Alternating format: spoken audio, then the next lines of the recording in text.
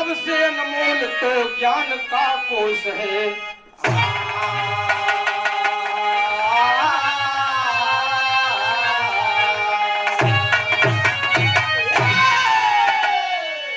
ज्ञान से बढ़ के दुनिया में कुछ नहीं बा।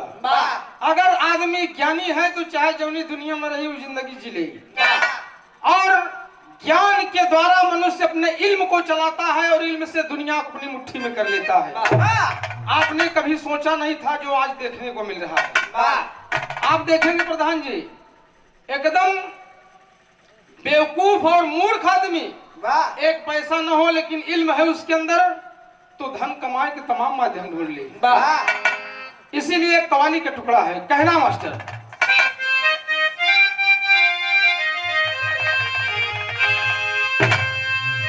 अरे बजा दे श्याम, अरे बजा दे श्याम, अरे बजा दे श्याम बसुरिया तो मजा आ जाए। बजा दे श्याम बसुरिया तो मजा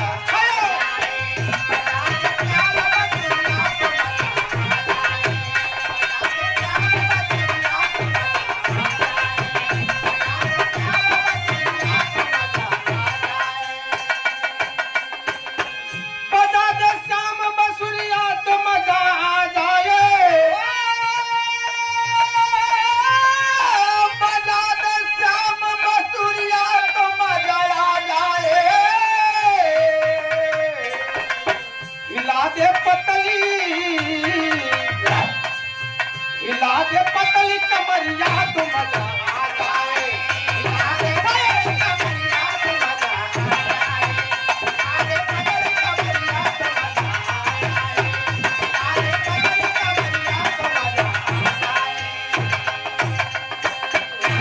ये तो ओरिजिनल है बाबूजी।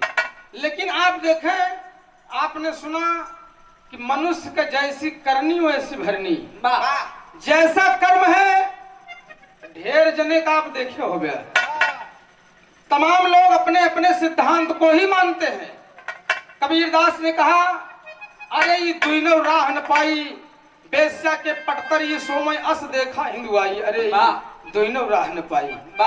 हिंदुओं की बुराई किया, मुस्लिमों को कहा, उन्होंने कहा कि काकर पाथर जोड़ लई मस्जिद लई बनाए, और ताचड़ मुल्ला बांग दे क्या बहरा हुआ खुदा। कहे कि काकर पत्थर जोड़ के मस्जिद बना ले हैं। भगवान के मैक में चिल्लात है, वो तो हृदय में बसत है ना। आपकी आवाज वो यहाँ से सुनेगा, जरूरी नहीं कि मैक में चिल्लावे तब भगवान सुनी है आप। उनका भी एक सिद्धांत हुआ जिन्हें कबीर कहा गया, और कबीर दास का कोई जोड़ नहीं आज दुनिया में। हर व्यक्ति का अपना सिद्धांत है। जो महान हो गया वो आगे बढ़ गया, नाम रोशन हो गया। कितनों जने विलीन हो गए, उनके नाम नहीं आवत। आजादी की लड़ाई में कितनों जने जौन सही फांसी जेकर भय, वो कई इतिहास में नाम नहीं भय। जितना चापलूस रहे वो स्वर्ण अक्षर में लिखा हुआ है। आप देख ले, वही है। कर्म से मनुष्य महान बनता है, लेकिन भाग्य को पलट देता है। कर्म में बड़ी ताकत बा। कहना है मास्टर क्या? अरे लेख तकदीर का, अरे लेख तकदीर का, लेख तकदीर का कैसे भला पढ़ा जाए।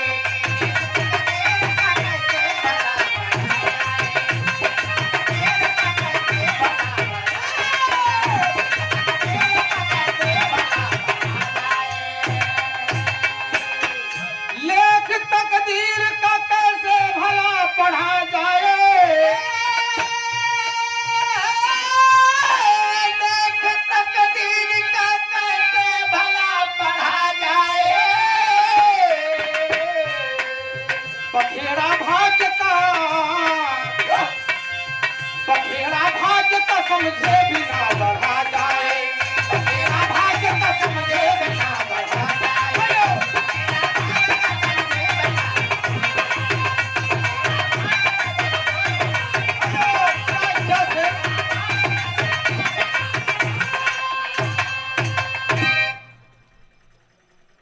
नजम में कहना है मास्टर। एक अयोध्यापुरी की कहानी है। आपने सुना कानपुर का इतना अच्छा वृत्तांत। उसने जिंदगी में भगवान का नाम नहीं लिया, लेकिन वो भी एक भक्ति है, वो भक्ति से वंचित नहीं रहा, क्योंकि नवधा भक्तियां होती हैं। कितनों जने सुन ले थी नहु भगत हो जाती, दूसरे के बाद 4 जने कीर्तन करता है वही भक्ति होगी, भजन कर रहा है वो भी भक्ति है, माला लटकाए वही भक्ति, चंदन पोत ले वही भक्ति होगी। तो सुन तो रहा था ना, वो भी नाम भगवान का नाम जब ले तो सुनत तो रहा ना कि राम सीताराम का हाथ तो सीताराम तो कनवा में जाते रहा, भले वो मोना से न बोले, लेकिन वो भी एक भक्त था भगवान का। एक कहानी पेश खिदमत है, नज़म में कहना मास्टर।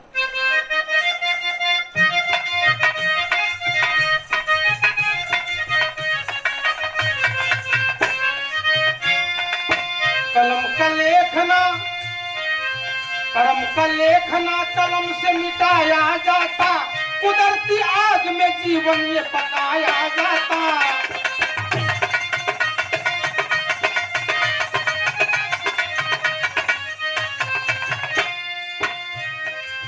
गोवर्धन यादव का जीवन घिरा गिरानी से, कहे पत्नी आंखों में भरे पानी से।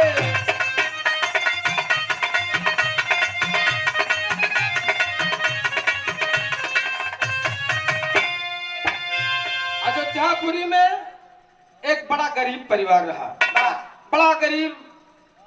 गोवर्धन यादव की पत्नी का नाम गोमती था। बड़ी गरीबी रही, एक दिन का भोजन न हटे, एक जून का भोजन नहीं हटता था, भोजन बिना परेशान हो जाए। एक दिन औरतिया कहे कि यार कैसे काम चली हमारी जिंदगी के, आपकी जिंदगी का हुई, कुछ करबा धरबा न तो हम लोग ऐसे दरिद्र ही रह जाएंगे, कहाँ से अपने बाल बच्चों का पालन पोषण करेंगे, क्या होगा। कहे कमाता जाके कतहु सैया तू विदेशवा में, कमाता जाके कतहु सैया तू विदेशवा में, गुजारा होई बोला कैसे कलसवा में।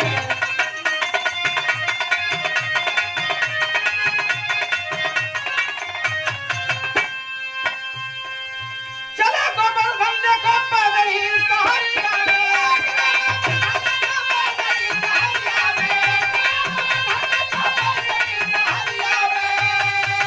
अरे मिला एक शिव का मंदिर रुक गए डहरिया।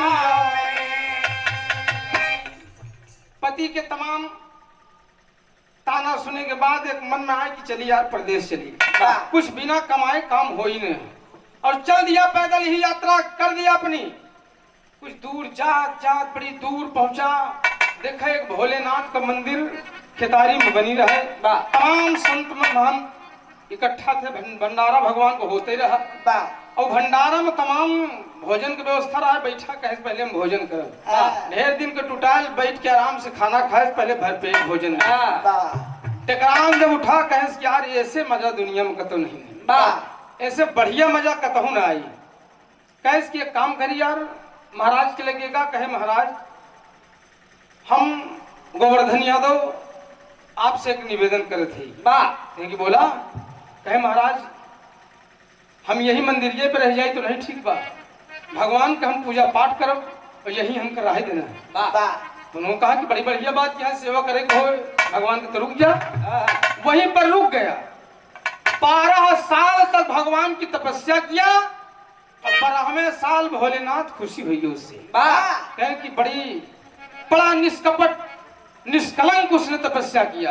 एक चीज आप जान ले, ढेर जने है जय हनुमान ज्ञान गुण सागर जय कपीस हम लोग उजागर, सारे मच्छर बड़ा काटता है यार। चले थे ना जैसे भक्ति देखा, हमारे पड़ोसी जी ने दादाजी रहे, वो बड़ा के गगरा लेके आवे नहाए पितरी के गगरा से, और मंत्र अपन लेके निकुरा में लगावे हाथ ऐसे अपन राम राम जो कुछ करता रहा, बगली दुई गदेला उनके लड़त रहा, का बे रुक जा बे परेशान करे है। अब वो भक्ति वो एक भक्ति है, लेकिन जो आत्मा की सही भक्ति है वो भक्ति कुछ और होते। 12 साल तपस्या के है, भगवान खुशी हो गए, भगवान खुशी हो गए, प्रकट हो गए भोलेनाथ। भोलेनाथ जब प्रकट हो गए तो कहे कि अरे भोलेनाथ आप, कहे कि हाँ हाँ मैं शिव हूँ। दौड़ के टोवे लाख भगवान को गोड़वा पकड़ के कहे कि असली है कि नकली नहीं, करो मनई तो नहीं बन गया, ये कहें कि असली है ना प्रभु आप। अरे यार बिल्कुल, इसमें बोलो क्या चाहते हो तुम, मांग लो जो मांगना है। एक तर्ज मिला मास्टर, बतावत गोवर्धन।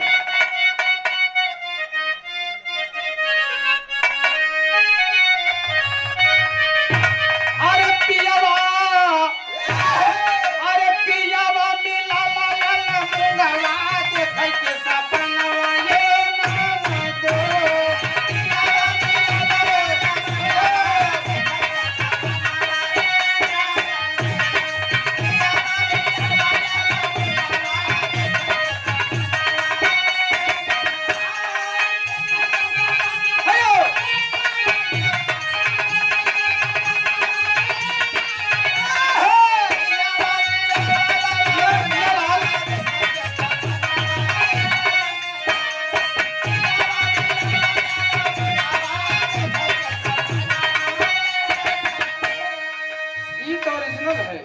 लेकिन भगवान भोलेनाथ का कहा थे, कहे पूर्व भइल, कहे तुमने मेरी बड़ी तपस्या किया, पूर्व भइल तोहरो तपनवा मांगा वरदानवा ये बेटवा।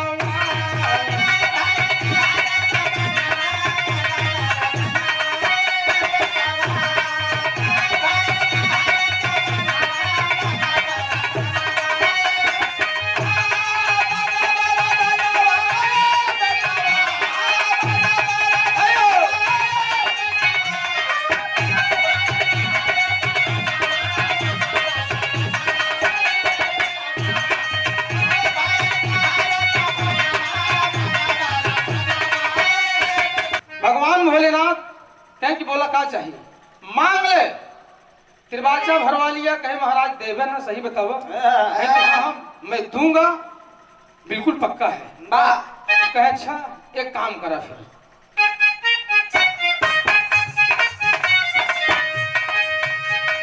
कर हमारा पे गुस्सा बाटे बहुलहवा।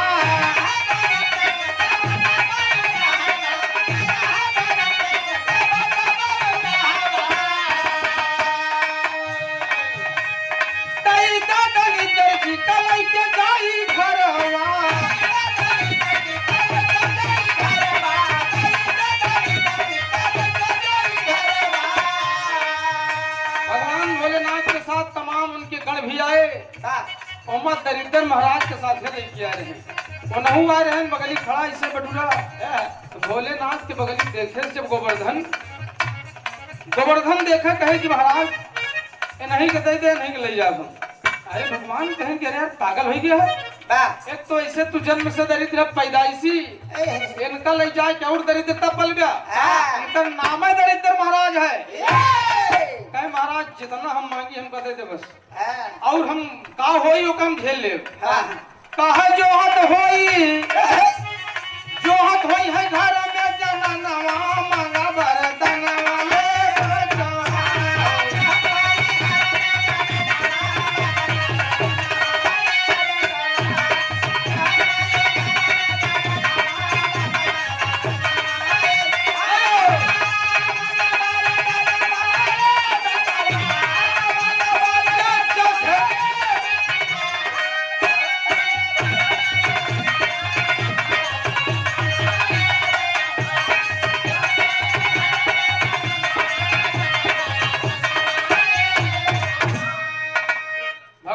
मजबूर हो गए, कह ले जा, हाथ पकड़ा दिए।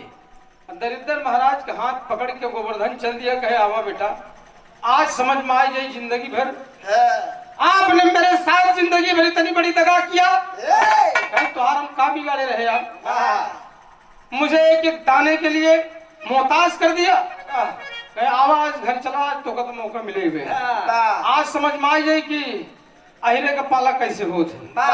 कहे आज अहिरे का पाला पड़वा, दिमाग दुरुस्त हो तो है। लेके आए गांव का लड़का तमाम देखे, कहे कि दौड़ के कहे चाची चाची, कहे कहा भरे, कहे कि चाचा आवत है।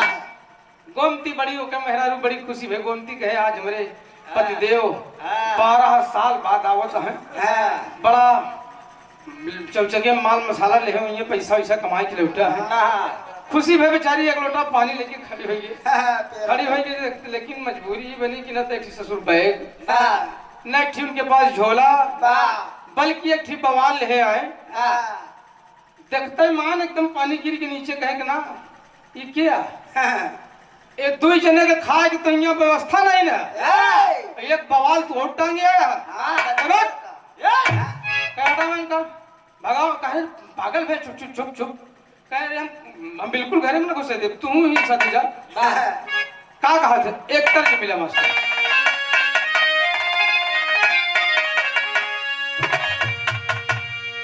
कहे तर नरियरवा के बारी, अरे तर नरियरवा के बारी, ऊपर श्याम गेंदा लगाई दे।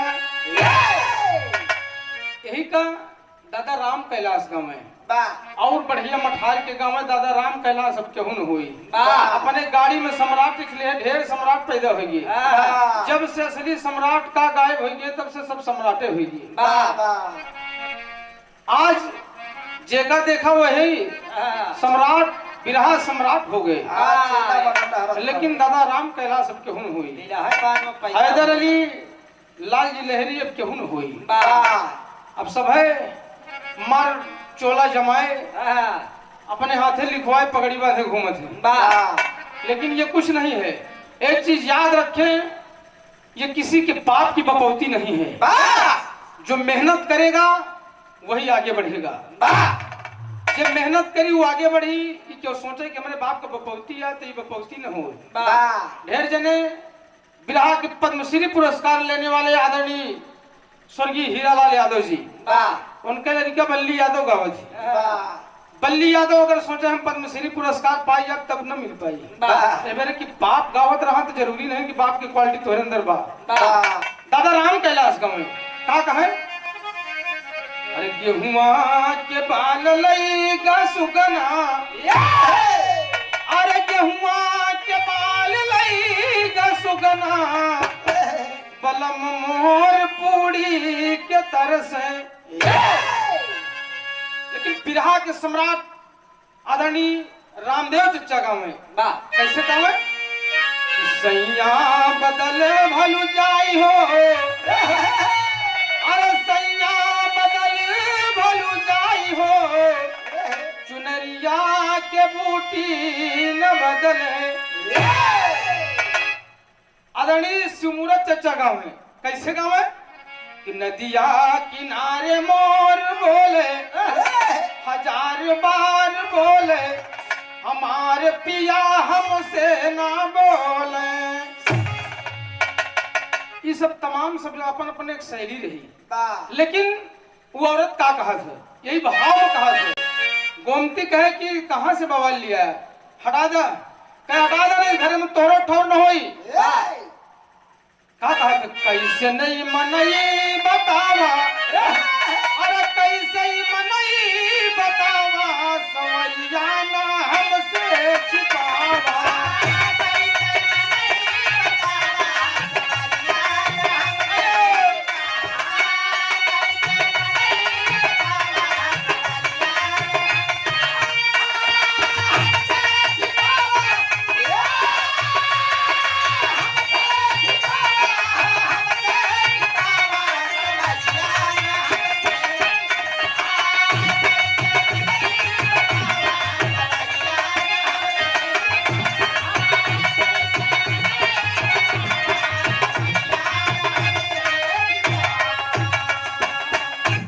बराबर सवा के इहया कमैया,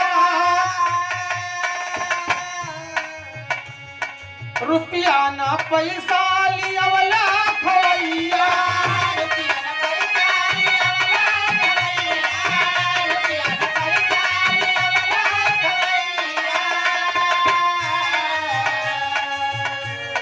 यही संग जिंदगी बितावा, ओ यही संग जिंदगी बितावा, समझिया हमसे छिपावा।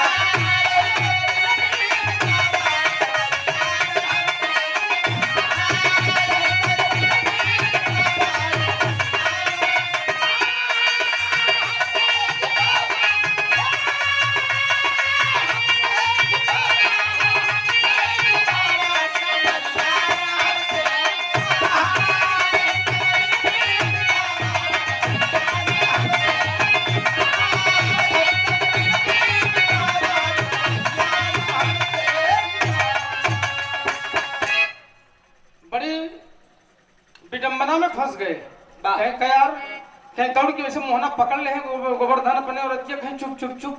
अरे बड़ी काम का चीज या भाई मुर्दावा काम का चीज बा। कह रही मुर्दा न देखे कि बहुत काम का चीज है, रुपया पैसा का समझा एटीएम हो। कहें कि कैसे एटीएम है कैसे? कहें चुप हम बताओ कहीं। कहे जा बुसौली वाला घर साफ कर जाओ। कहे बुसौली वाला घर बिल्कुल साफ करके मेंटेन कर दे। एक ठी रस्सी लिया एक ठी लाठी लिया। देखा वही बताई थी हम। कहे अच्छा गए घर और साफ सफाई कर दे बढ़िया मेंटेन कहे घर साफ हो गए। तो कहे अच्छा ठीक बा हमका जाए दे। गोवर्धन अपने हाथे उनके हाथ पकड़े दरिद्र महाराज कहे लइयो वही घरे में घुमाई के अंदर से सकड़ी बंद गई है। घरे में घुसेर के सकड़ी बंद गई है। और करे बाद एक तर्ज मिला बस कैसे? कहे दिन भर खेतवा में कहीं के कटिया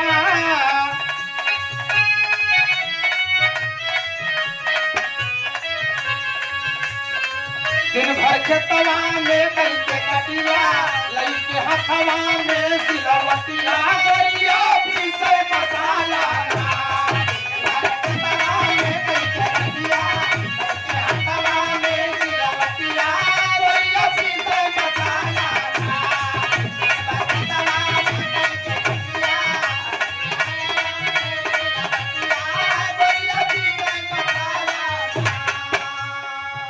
बदल की कुछ लोग गाँव में कैसे? बारी उमर कमर लचकनिया बारी उमर कमर लचकनिया गलिया भरई हुए के पनिया कोई के झूले झूलनिया बारी उमर कमर लचकनिया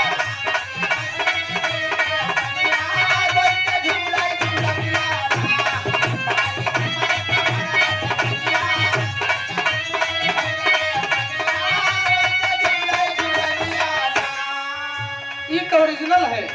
लेकिन दौड़ के का कहा थे चुप चुप। कहे रुपया पैसा कई मशीनिया रुपया पैसा कई मशीनिया एक ठी लाठी लिया ये धनिया देखा तब कर दनिया ना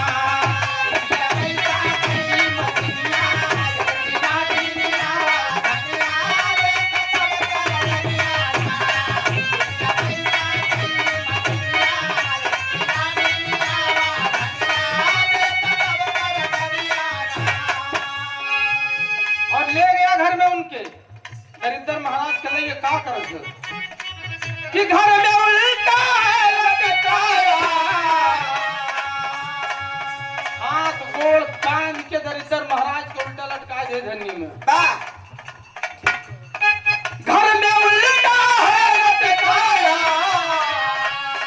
तन पे लाठी पीस जमाया 20 लाठी खींच के दरिद्र महाराज के मारे दरिद्र महाराज के मोड़ पर पहले कहे भाई साहब छोड़ दे हम कबो न आऊ तोरे घरे हम तोरे घरे बिल्कुल कतई ना आऊ तोरे गांव में नहीं आऊ कहना। खूब परेशान किया भाई एकदम से गिरानी आई कि हमारे घर में तोहरी वजह से कहे हम कतई न छोड़ तो क्या कहे एक शर्त बा तो कम छोड़ दे। कहे तुम्हार बहन लक्ष्मी है ना तू लक्ष्मी के भाई है? कहे कि हाँ हम लक्ष्मी के भाई है भाई। कहे जल्दी आपन बोलावा बहिनिया जल्दी आपन बोलावा बहिनिया देखा तब कर दनिया ना जल्दी आपन बोलावा बहिनिया देखा तब कर दनिया ना।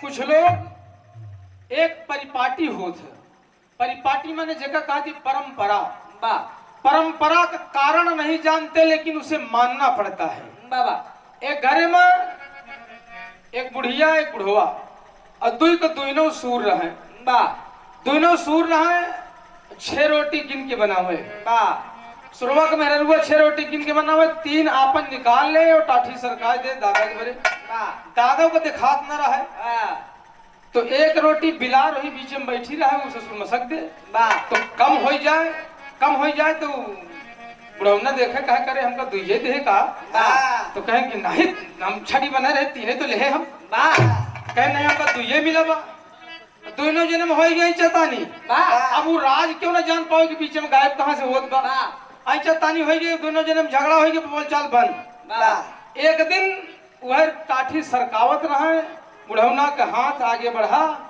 तो बिल्ली जैसे झपट्टा मारे सो ऐसे ओकर हाथ लड़ी गया। समझ गया बुढ़वा कि ओ ये ससुरी बिल्ली खाई जात रही है बेटा, कहा बीचे में बिलार सब कुछ करते रही, कहे तोर गलती नहीं बारे, बिलरिये गड़बड़ करते रही, दोनों में प्रेम हो गया। कहे एक काम कर तू, जब हम खाना बनाई तो तू लाठी पटकारत रहे, तो बिलार आवे न पावे, खटाखट मारे रहा। कहे ठीक बा। अब बेचारा सूर भाई जाए बगली रोटी बनावत रहा, लाठी फट फट मारत रहा, बीचे बीचे में टनकावत रहा, अपन जिंदगी बीतत रही। उनके लड़का पैदा भे, लड़का पैदा भे, उनहू का शादी भे, उनहू का शादी भे, तो जैसे दादा करत रहे फट फट फट करे, जब उनके लड़कवा के औरतियन जब खाना बनावे तो वो पटकारे, बड़कवा लड़कवा, छोटका के शादी भे तो कह औरतिया बड़ी रहा होशियार, कहे कहो खाना बनावा थे हम बनाई थी तो तू लाठी पटकत रहा था, का बात है? कहन कि नहीं अरे बाबा करते रहे, नहीं बारे हम पटकत है। कहन कि कबो पूछा बाबा से काहे बारे पटकारत रहे? कहन नहीं पूछे तो नहीं। लई की बाबा के लगे, बाबा जिंदा रहन, कहन कि का बाबा कहे लाठी पटकत रहे तू? कहन अरे ससुरे तू पटकत का बे? कहन कि हाँ कहे कहे पटकत रहे? कहे सारे हम तो रहे सूर, आंधर दोनों जने रहे, यही लठिया पटकात रहे बिलरिया बड़े, तो ससुरे पूरा दिखात बात तू कहे लाठी पटकारता।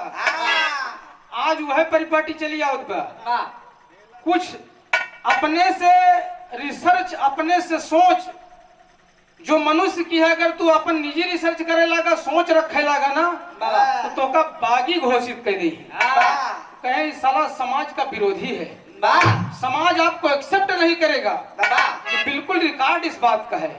तो अंधविश्वासी और परिपाटी वाले में ढेर जने पड़ा है, भगवान का नाम न लेवे तो का भगवान का नाम ले वाले क्यों नहीं के बिगाड़ा था अपन के भगवान के बिगड़ी के कहे, बिगड़ी तो अपने ना। तो इस चीज से दूर रहे, इसको दूर कौन करेगा? सिर्फ शिक्षा करेगी। शिक्षा जो है समाज का दर्पण होता है, साहित्य समाज का दर्पण होता है, और उसी से मनुष्य का जीवन समझ सकता है।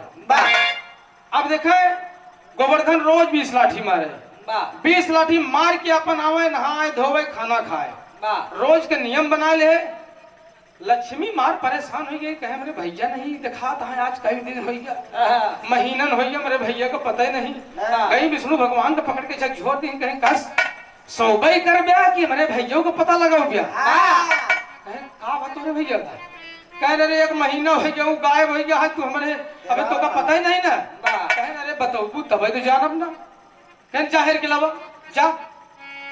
भगवान सोचे कि यार अच्छी समस्या कहाँ इनका हम हेरे जाइए, बैठ गए योग दृष्टि में देखे जब, तो कहे ओ ये तो मृतलोक में जाके फंस गया है। मृतलोक का इंसान इतना फितरती कि एकदम दिमाग खराब करते, देवता चक्कर काटने लगे।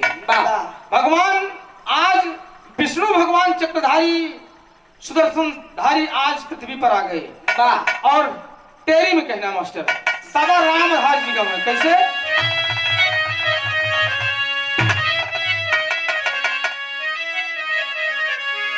अरे आइले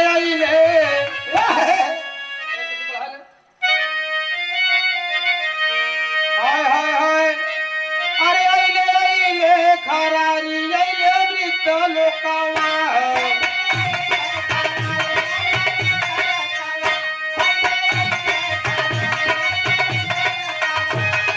हाँ भक्त भगवान शान में, भक्त भगवान शान में, भक्त भगवान शान में, भक्त भगवान शान में के जीती के हारी खरारी आइले मृत लोकावा।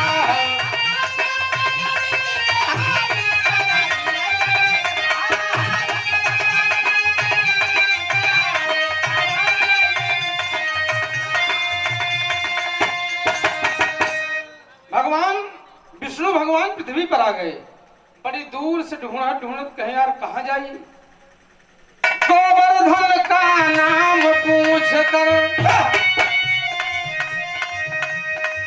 गोवर्धन का नाम पूछ कर विष्णु जी तब ठमक गए। तुम्हारे पे औरत मिली गोमती है बासन माजत रहे। कहे का भैया गोवर्धन के घर ही है यार। कहे कि हाँ बताओ काम कौन हो। सोचे से एक बवाल और आएंगे। अबे जने आए हैं नहीं आएंगे। क्या बोला काम कहें तनी के बुला देते 2 मिनट जरूरी काम रहा बतिया गए। दरवाजा खटखटाए गोवर्धन वह जुटा रहा दरिद्र महाराज की लाठी भाजत रहे। दरवाजा खटखटाए कहे कि क्या बात की है। कहे जने आए हैं तो कब पूछत है। कहे कि अच्छा अच्छा। दरवाजा खोल के देखे तो कहे ओ कहे कि पालन करता बनत है। मन में सोचे कि बहुत बड़ा पालन करता है तो का हम नहीं दिखाने जब मरत रहे भूखन आ जाए दुआरे। कैसा आवा विष्णु भगवान आवा तू आवा। दरवाजा खोल के अंदर घुसेर दिया। गोवर्धन का नाम पूछ कर विष्णु जी तब ठमक गए।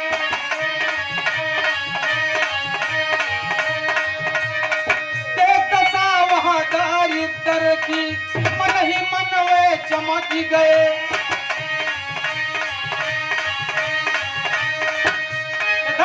भैया यार पागल भैया तू एक बतावा देवता और तू लाठी से मरे बहन का कहे होश मरे है नहीं। जौन लाठी दरिद्र महाराज के बरे बा वही लाठी तोहरे बरे बा। दरवाजा बंद बा भाग न पहुंचा उठा लिया लाठी कहे कैसे मुर्गा बन जा। अरे बाप रे विष्णु भगवान कहे ससुरवा अच्छा तो हमका फंसाए से यार टाई के हाथ जल्दी मुर्गा बन के लाठी उठा कहे मारा रीढ़ टूट जी तो है। अब विष्णु भगवान कहे दा तेरी के अच्छा बवाल में फंसे यार। कहे सार फसल हम फंस गईले, सार फसल हम फंस गईले अब तो मुश्किल जीना बा। बने हम मुर्गा विष्णु जी तब, बने हम मुर्गा विष्णु जी तब तर तर चुवत पसीना बा।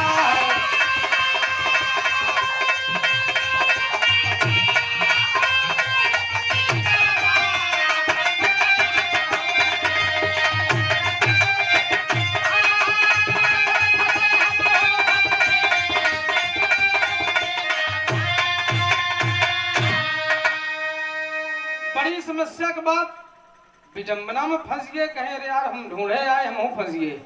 लक्ष्मी सोची कि हमारे भैया का ढूंढ के पतिदेव आवत हुई है। अब पतिदेव खुद ही समस्या में फंस गए। काफी दिन बीत गए तो लक्ष्मी कहीं हम क्या करे लगे जाई। हम गई ब्रह्मा जी के लगे कहीं वो नहीं वहां जाई। ब्रह्मा जी के लगे जाई नहीं से फरियाद लगाई। ब्रह्मा जी से कहीं कि महाराज कहीं कि ब्रह्मदेव प्रणाम। कहे लक्ष्मी कैसे बताओ कैसे आगमन भा। कहे कि आगमन के जी पूछा बड़ी समस्या बा। कहे हम बहुत समस्या में फंसी है। कहे का भा। कहे हमारे भैया दरिद्र महाराज गायब रहे उनका ढूंढा हमारे पतिदेव गए उन्हों गायब हो गए। तो कहें कि जाता देखता कहाँ है नहीं तो कौने हाल में पड़ा है देख लेते महाराज एक बार बड़ी कृपा हुई। विष्णु भगवान के बात सुने तो ब्रह्मा जी टंडनाने कहे कि नहीं यार हम ढूंढा देखा हमारे भाई गायब हो गए। अब ऐसे थोड़ी हम बैठा रहा शांति से। वो भी अपनी योग दृष्टि से देखा और उन्हें पता चला कि मृत्युलोक में फंसे हैं। आए गोवर्धन के द्वारे सीधा एकदम तमतमात कहें ससुर तुम्हारी हिम्मत इतनी बड़ी। विष्णु भगवान का बात भी है।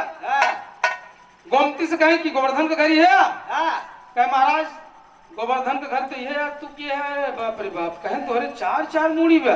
कहे ससुर एक मूड़ वाले अभी तकावत रहेगी 4 मुड़वा आई गए। कहे कि बतावा। कहे अच्छा अच्छा। कहे आप कौन। कहे हम ब्रह्मा जी है। कहे अच्छा अच्छा ब्रह्मदेव है।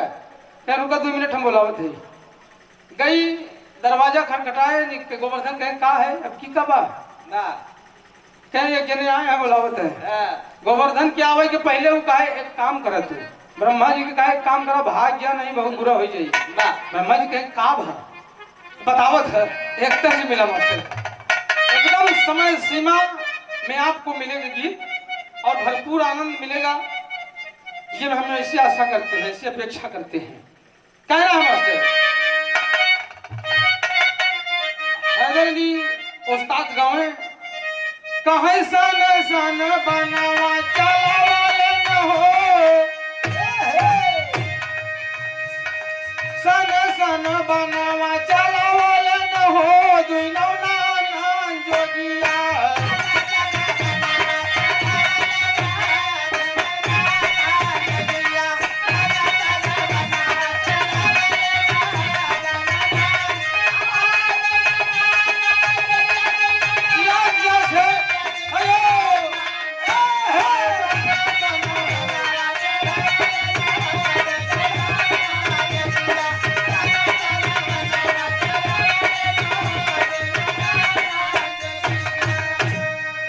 यही के दादा राम कैलाश गांव में कहे मेरे दोस्त बड़का भैया कहे पनिया में हाँ पनिया में हो पनिया में अगिया लगावल सब गोरी तोहर जवनिया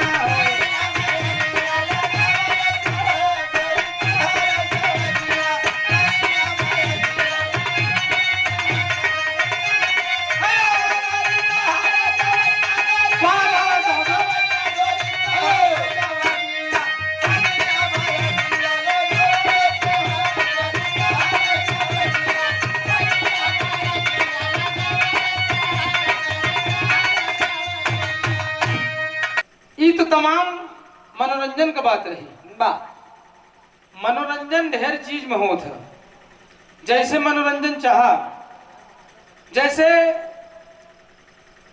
सुवर्ण को खोजत फिरत कवि व्यभिचारी चोर चरण धरत चिंता करत चितवत चारी और सुवर्ण को खोजत फिरत कवि व्यभिचारी चोर ना जेकर जैसे नियत वैसे नौकर हर चीज दिखा थे ना सुवर्ण का मतलब होता है सु माने सुंदर वर्ण माने रंग सुंदर रंग माने अच्छी खूबसूरती खूबसूरती के ढूंढा तब बेचारी आदमी और सुवर्ण सु माने सुंदर वर्ण माने अक्षर सुंदर अक्षरों को कौन ढूंढता है कवि बढ़िया अक्षर धर गई तो एकदम कवि हमारा टापो टाप हो जाए तो सबका अलग अलग एक मायने है अब कहे का कहा था कहा भाई ये 2 महीना हो भाग जा जान बचाए के 2 महीना हो गए हमारे पतिदेव पागल हो गए जेका पावत हाथ पकड़ के बहुत बुरा मारता है रस्सी में बांध के मारता है अब ससुर ब्रह्मा जी के मन में आई कि अरे बाप रे ये ससुर कहा करवा है यार कहे तनी बोला जा लेकिन मिलब हम जरूर कहे ठीक बा भाई ये 2 महीना पगल हो सुना हमारो परनिया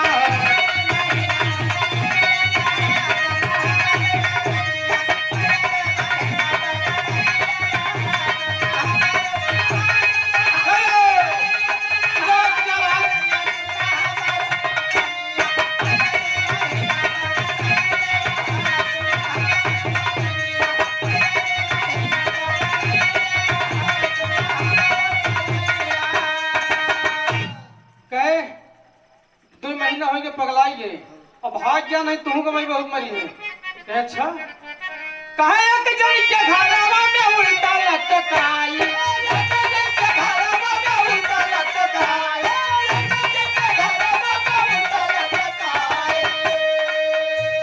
दूसरे के देखा बाबू मुर्गा बनाई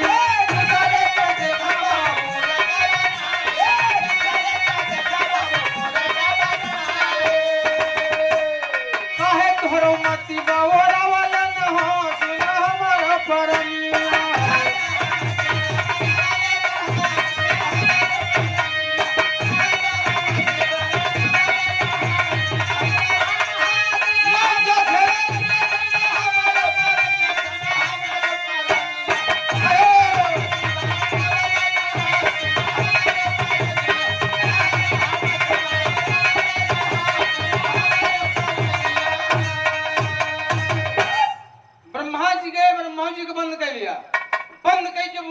मुर्गा जिसे विष्णु को बनवाया रहा ब्रह्मा जी को बना दिए ब्रह्मा जी सोचे कि ससुर हम समस्या में फंसे दोनों जने फंसा अब लक्ष्मी सोचे कि मैं किसके पास जाऊं भोलेनाथ हो घड़दानी आज कैलाश पर्वत पे बैठे हैं गई लक्ष्मी कहीं अब हम फरियाद सिर्फ भोलेनाथ से कैसे की क्यों बचा नहीं बा सब लौटते नहीं जात हुई लौटबे नहीं करत गई भोलेनाथ के पास भोलेनाथ से कही कि महाराज मैं एक फरियाद लेकर के आई हूँ का कहा थी पापड़ में मास्टर?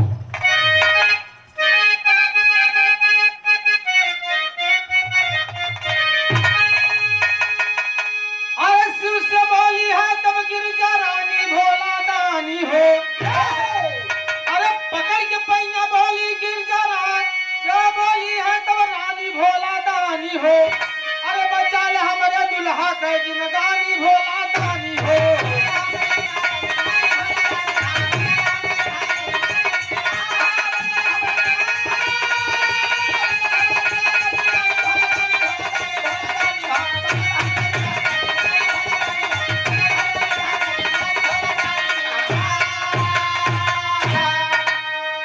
महाराज हमारे पति के बचाए ले। कहे क्या हुआ? कहे जनते नहीं तू? कहे पन के बड़का दानी हमारे भैया का दई डोलिया हो। कहे बड़का दानी बन के हमारे भैया के दान में देख रहा। कहे अपन औरत दे देते, तेरे पास गणेश जी रहनु का दे देते, कार्तिकेय के दे देते। कहे के रे बतौबू का भा? कहे कि सबको बंदी बना लिया है और कहे सैया के निहुरा ले बाय अभिमानी भोला दानी हो। बचा ले हमारे दुल्हा के जिनगानी भोला दानी हो। भोलेनाथ जो देख सुने ये बात, अरे बाप रे, कहीं कितना अनर्थ हुई है ना। कतई ये बात नहीं होने दूंगा मैं जरूर बचाऊंगा। भोलेनाथ जल्दी कहें, कहो नंदी महाराज तैयार हो, नहीं तो मामला गड़बड़ हो जाएगी।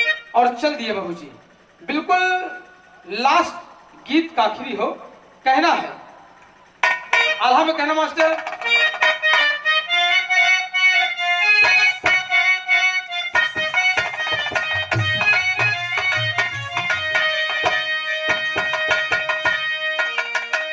बाबा भोले दानी के हो सवड़ गईले बाबू।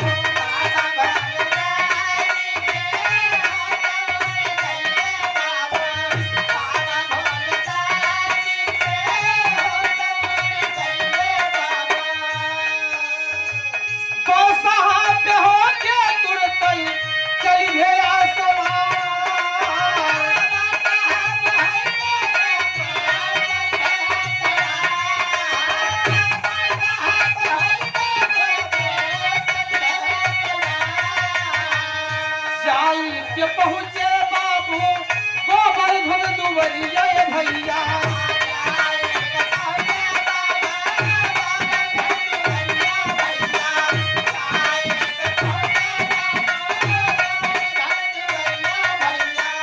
गोवर्धन से पूछे लागे पतिया दिखा।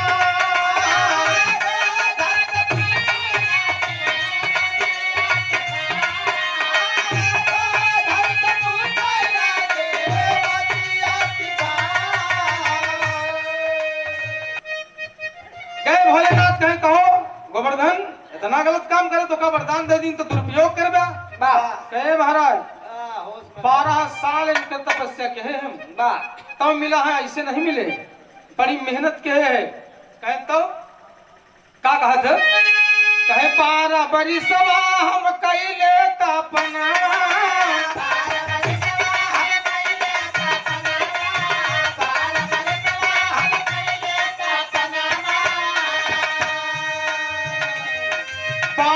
महीना करे पूजे हमारे।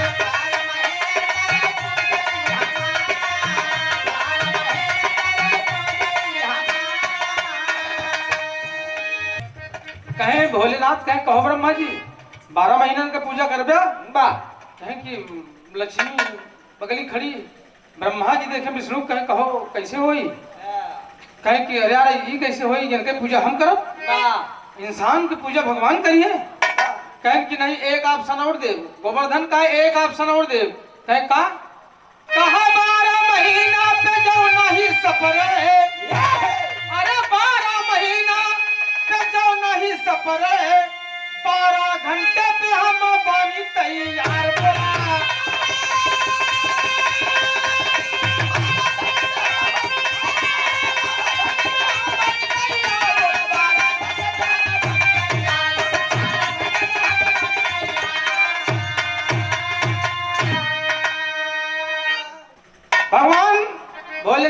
अब मान लिया, अब मान लिया नहीं छोड़ी छोड़ाई ना भाई, तू जाना तुम्हारा काम जाने। गोवर्धन का 12 घंटे पे हमें मान ले अबे कि 12 साल इनके पूजा करे तो पाए हम 12 महीना, अगर नहीं मानता तो 12 घंटे हमारी पूजा कर ले।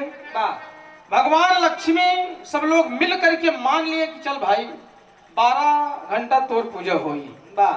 वही आज कलयुग में 12 घंटा का गोवर्धन पूजा होती। एक दिन दीपावली होता ना, दीपावली के आसपास गोवर्धन पूजा मनाई जाती है। और गोवर्धन पूजा यही बारे मनाया जाता, लक्ष्मी का आगमन वही दिन से हो जाता है। लेकिन भगवान इतना होशियार कि इंसान कबो न पाए। एक चाल खेल गए भगवान। कहा गया कि कहूं भरत भाभी प्रबल सब विधि सीता,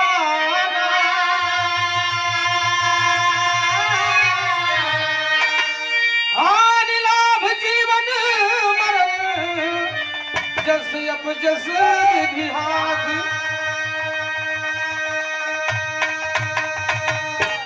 हानि लाभ जीवन मरण जस और अपजस, इच्छा डिपार्टमेंट भगवान के को नहीं देती। कितना चीज हो लेकिन ये चीज कबो न दे है। जहां पर हानि होगी वही लाभ होगा, जहां जन्म होगा वही मौत होगी, और जहां इज्जत होई बुराई हो जाएगी। इच्छा चीज कबो नहीं देते। भगवान ने वरदान दे दिया और वो पूजनीय हो गया बाबूजी। इसीलिए कहना है कि भाग्य को उसने कर्म से बदल दिया। जो भाग्य में था, गरीबी थी, दरिद्रता थी, लेकिन कर्म करके उसने बदल लिया अपने भाग्य को। तो कर्म हमेशा महान रहा है। कर्म की कमाई लिखा गया कि जो जस करे सो तस फल चाखा, जैसे करब्या वैसे फल मिली। और कलयुग में तो इतना प्रत्यक्ष प्रमाण है कि आज करा दूसरे दिन रिजल्ट ले लिया। पहले रहा यहाँ मरे के बाद जब परलोक जावे तब मिली, लेकिन आज यहीं पर आपको दे देंगे भगवान कि लिया एक अपन फल ले लिया और आगे बढ़ा। प्रत्यक्ष प्रमाण है बाबा, बिना के एकदम आखिरी हो कहना। भगवान ने कहा कि जहां लक्ष्मी रही है हुआ दरिद्रो महाराज रही है। कि एक कोखी से दोनों जने पैदा भा है, तो अगर लक्ष्मी रही है तो दरिद्र महाराज का तो दूर न जाइए। तनिको गड़बड़ी किया दरिद्रता हावी, मेहनत किया दरिद्रता दूर। यही लिए कहा जाता कि गुरु बिहारी गुरु गणेश गुरु राम लाल मोर पावन।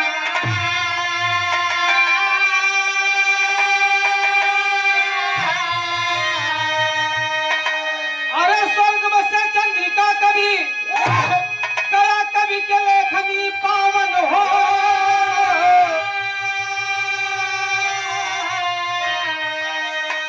हरारी अइले मृत्यु लोकवा सदा बलवान के रतिया कामल महतारी। हरारी अइले